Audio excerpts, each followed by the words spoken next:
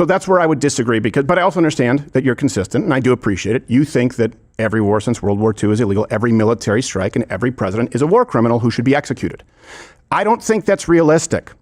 And if you look at the War Powers Act, it delegates the authority exclusively to the president to make that kind of a call, and they have the right to withdraw. Comic Dave Smith likes to talk a lot about how much he is against war because he is morally above everyone else who are just profiteers and corrupt politicians. So why is it that he's not willing to give President Trump any credit when he has been able to put a halt on several conflicts, not least the ceasefire in Gaza, which including getting the Israeli hostages out? Comic Dave Smith actually wants to impeach President Trump. Why? Because he struck the Iranian nuclear facilities earlier this year. Yes, that is why. So to try to understand Comic Dave Smith's logic, we put him up against another comic, Steven Crowder. Yeah, this is the era we live in where comedians are apparently foreign policy experts. Let's take a look at the debate and break it down, guys. But I don't know. I don't really agree with your overall characterization. Well, it's not that you disagree with my overall characterization. Your question was, name me any wars he's ended. And then you move the goalposts, right? No. When I said wars he's ended, I didn't mean like he picked up a phone call and then a conflict like between two other parties. I'm saying wars that America's been involved in. So diplomacy doesn't count there. Or fighting. So none of those would count. No, I'm not saying it doesn't count. I'm saying it's not exactly a war he ended. Well, I want to have this conversation in good faith. And if you say, name me any wars he's ended, and I go, okay, Thailand, Cambodia, Israel, Gaza, ceasefire, Armenia, Azerbaijan, you could argue, hold on a second. You could argue that Yemen, really a proxy war with Iran, which kind of brings us back to the initial point. It's certainly more than other presidents. So picking up the phone and engaging in diplomacy, which I thought you would be supportive of, he's done it more than other presidents. And I would say he's set apart pretty significantly, which is why I don't want to impeach him. I don't think that would make America stronger, more effective. I think it would make us weaker. That's really the crux of this. I think he's better than other presidents. I think he's the most effective president of our lifetime. And I don't think it's an impeachable offense. He asked me which wars did he end. I just gave you a list. Do those count? Well, it's again not okay. Look, if you're talking about the war between Israel, if you can call it a war, Israel's destruction of Gaza, yes, after funding and facilitating the whole thing for his entire second term of his presidency, he's gotten a very loosely holding together ceasefire as of right now. So yes, as I've said on my show and said publicly, I give him credit for that. That part was better. The funding it for the his entire presidency, which you seem to agree with, that part was wrong. I agree with the funding of it, you're saying? No, I said, which you already said. Oh, yeah, I agree with you. Yes, sorry. You agree with me. No, Dave, I'm just making, I agree with you. So, okay. You and I share that same common ground, but I just think it's important. Okay. Dave, you said interrupting. I've got a timer clock going. I don't think you're going to like the way it looks. Okay. Right, so I was listing the other examples of Donald Trump being a non-interventionist in comparison to Biden, for example. Even just using your example there, talk about funding the war, Israel, Gaza. Ceasefire's pretty damn quick into Donald Trump's presidency. And I'm not saying it's perfect. I think it's better than no ceasefire. I think picking up the phone and ending conflicts is better than not. And you got the Israeli hostages out, without which, well, there'd be no chance of any peace between Israel and Gaza. I mean, even partial temporary peace for a long time.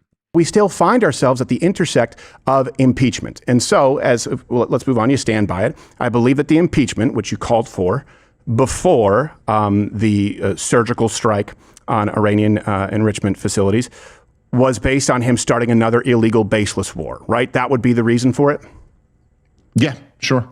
A war of choice, a war of aggression, an illegal war. The Constitution is very clear. You need Congress to declare a war. Every single war since World War II has been illegal. And there was absolutely no need to launch those strikes. They pose no threat to us. Okay. So that's where I would disagree, but I also understand that you're consistent, and I do appreciate it. You think that every war since World War II is illegal, every military strike, and every president is a war criminal who should be executed. I don't think that's realistic. And if you look at the War Powers Act, it delegates the authority exclusively to the president to make that kind of a call, and they have the right to withdraw. Yeah, well, I mean, look, to be clear, I'm not arguing that that's realistic, but in the same sense that, like, you might say there should be no abortions. And I could respond to you and say, hey, that's not realistic. And that is true. It's not realistic that at any point soon in the United States of America, there'll be no abortions. But that's what's right. And so I'm just staking out my claim of what I believe is right. Right. Okay. So you mean morally you would like to see him impeached? I mean, morally, I think it's immoral to launch wars of aggression and choice is what I mean. Okay. So, but then you said that that would be unconstitutional in an illegal war. Obviously, the Supreme Court disagrees. Obviously, every other president who was far more hawkish disagrees. And obviously, even right now, when you're talking about Democrats who love, I wish you and I, come on, you got to agree with this. I wish you and I had a passion for anything as much as these people have a passion for trying to impeach your political theater against Donald Trump. And that didn't really even gain any steam. Because no one, aside from Dave Smith and a few other people, think this was World War III or an unconstitutional strike. When did I say it was World War III, Stephen? You talked about escalating this again back on social media, saying this could lead us into World War III. That's why you wanted to When did I say? Please show my specific quote about World War III and what I said. I will find it and I can provide it publicly. No, because I hear a lot of people saying this to me, but I don't remember saying it. So okay. When did I say you didn't World think War it was going III? to escalate global conflict? Oh, I was concerned about escalation, but that's a very different thing than saying this is going to lead to World War III. Okay, well, I'll rephrase then, because you did say you didn't call for it. I'm like, well, burying beneath the prison is execution, right? I don't want to do the wordplay thing. If you didn't say World War III, I apologize. It would be other people. I'll clarify that. No. I'm not listen, I'm not saying you are lying. I'm just pointing out I don't think I said that. Well, can we agree that that was a tenor and tone for a lot of people calling for impeaching Donald Trump? Escalation, global conflict. Right. Yep, there were a lot of people concerned about that. Yes, sure. Exactly. Is that where we are? Are we in World War III? No, I didn't say World War III. Has it escalated or has it de-escalated? Because I'm looking at it. Hold on a second. I said don't impeach because I actually think that our only chance at de-escalation is a president like Trump. And I think at this point, he wasn't impeached. I think an unbelievable surgical strike, agree or disagree with it, was conducted with no collateral damage, with planes out over the ocean before they woke up in the morning, and no one even said a word. That's why they couldn't retaliate, because they have no way to. I think the 12-day war ended. I think we have a ceasefire agreement in Israel and Gaza, and I think we're better off. I think objectively there's been de-escalation as opposed to escalation, and I don't think that's by accident. And I think if we impeach him and we follow that doctrine, I think we end up in a much worse place.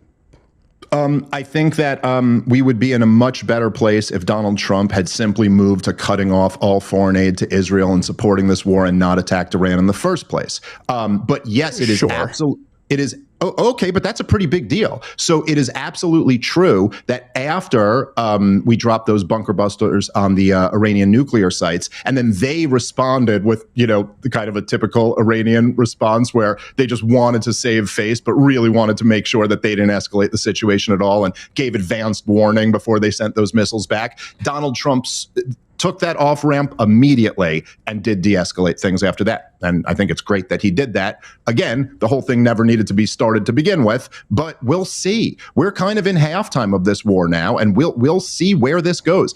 Every time Netanyahu's interviewed about this, he's still talking about the capabilities that Iran is building back up. They're vowing to rebuild their nuclear program. Donald Trump is saying that'll be a big problem if it happens again. I don't know. We'll see. I don't think Iran saber rattling is anything new, right? I think that's happening no matter who's president. Yeah, that's right. And we'll see. We'll see where this goes. I do think the ceasefires are pretty new. I think they're pretty unique, and I think it's kind of a calling card of Donald Trump, which is why I wouldn't want to see him impeached or buried beneath the prison. I also, and here's the thing, when we're talking about Israel funding the war, we can go to that. We can go back to Iran if you would like to, but I agree with you in not funding. And this is a genuine question. If we stop funding Israel, right, stop foreign aid, I want to use the correct term, foreign aid to Israel, as well as, for example, Syria, list the country, my answer is yes. We also bridled Israel quite a bit, which I will say I'm a fan of. They don't know what the fuck they're doing, one of the greatest moments in presidential history. I don't think there's a world in which Netanyahu apologizes to Qatar outside of President Trump walking him. And I think that we saw even since then, going in the timeline, Donald Trump and Vice President J.D. Vance saying, if they annex the West Bank, we'll stop all funding, right? I think that we're leading the dance. And I think that without the bridling of the United States, in other words, if it's two guys, we lock them in a racquetball court, Israel, Palestine, you work it out, I think you'd see a much worse genocide. But I'd let the chips fall where they may, either direction. All right, so a couple of things are, first of all, let's work our way backwards from the end. Crowder is absolutely correct that it's the U.S. dictating to Israel what to do. That's always the case. If you follow the news in Israel, you know that whenever there's a conflict, whenever there's a situation, the major news outlets, what's the number one thing they're talking about? Or one of the major things they're talking about? What does the U.S. think? What's going on in the U.S.?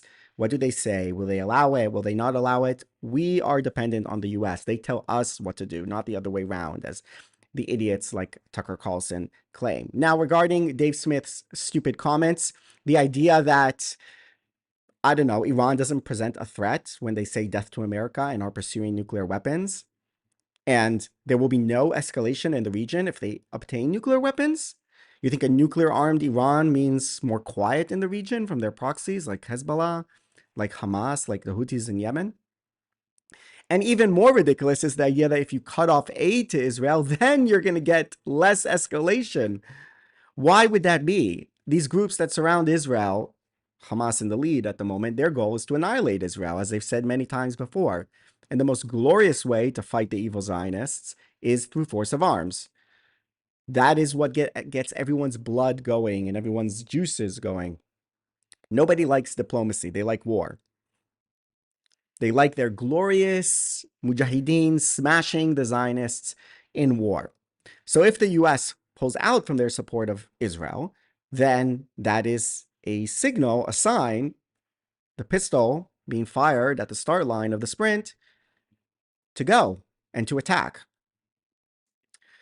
So that is just going to lead to more war. And then, of course, Israel might not have as precise weapons as it would have if it has the proper US support. And you're going to have a very big bloodbath in which probably the Palestinians and others who attack Israel are going to suffer a lot more than Israel. Israel will suffer as well, but it's only going to egg them on. When you're dealing with jihadists, fundamentalists, the Muslim Brotherhood, who are the enemies of Israel at the moment, they appreciate strength. If they see that Israel is being abandoned, that Israel is weak, then they're going to never compromise and they're only going to try to become more aggressive. So this would achieve the absolute opposite of what Dave Smith supposedly wants, because he lives in an upside-down world where the Palestinians are moderate and Israel is extreme, rather than the other way around. I personally agree also kind of with what Crowder said there, even though I don't agree with everything he said, in the sense that I don't think the U.S. should give that money to Israel, even though it's conditioned on buying weapons, right? That's why it's foreign aid. So they give Israel a certain amount of money. I think it's like 3.8 billion, and Israel has to buy, with 80% of that money, has to buy U.S. weapons. So it goes back into the U.S. Economy. I think it's a huge source of strain in the relationship. I think it would be better if the U.S. just did not give that money to Israel. Israel will survive without the money. It's only $4 billion. And then Israel just buys weapons from the United States. I think that would be a better arrangement, me personally. Tell me what you think in the comments below, and I will see you in the next video. Bye-bye.